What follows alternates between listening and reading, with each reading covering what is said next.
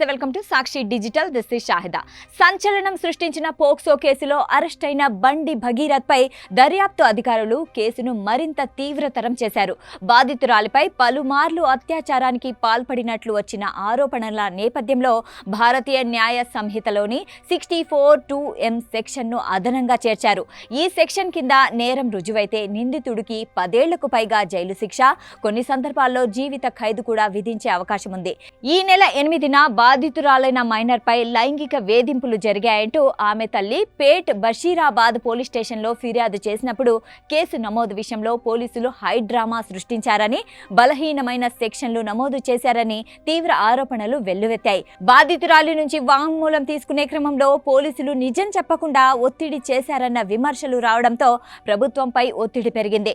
ఈ నేపథ్యంలో ప్రభుత్వం సోమవారం కూకట్పల్లి జోన్ డీసీపీ రితిరాజ్ను ఈ కేసుకు ప్రత్యేక దర్యాప్తు అధికారిగా నియమించింది. వెంటనే రంగంలోకి దిగిన డీసీపీ రితిరాజ్ పేట్ బషీరాబాద్ పోలీస్ స్టేషన్కు వెళ్లి కేసు ఫైళ్లను పరిశీలించారు. పోలీసులు నమోదు చేసిన వాంగ్మూలంలో స్పష్టత లేదని గుర్తించి దర్యాప్తును లోతుగా చేపట్టారు. తర్వాత డీసీపీ స్వయంగా బాధితురాలి ఇంటికి వెళ్లి ఆమెతో స్నేహపూర్వక వాతావరణంలో మాట్లాడారు. పోక్సో కేసుల దర్యాప్తు నిబంధనల ప్రకారం ఆమె నుంచి ఘటనకు సంబంధించిన పూర్తి వివరాలను సేకరించారు. బాధితురాలు చెప్పిన విషయాలకు పోలీసులు మొదట నమోదు చేసిన సెక్షన్లకు పొంతన లేదని గ్రహించారు. బాధితురాలిపై పలుమార్లు లైంగిక దాడి జరిగిందని ఆమె వాంగ్మూలం ద్వారా తెలియడంతో ఇది అత్యంత తీవ్రమైన నేరమని డీసీపీ నిర్ధారించుకున్నారు.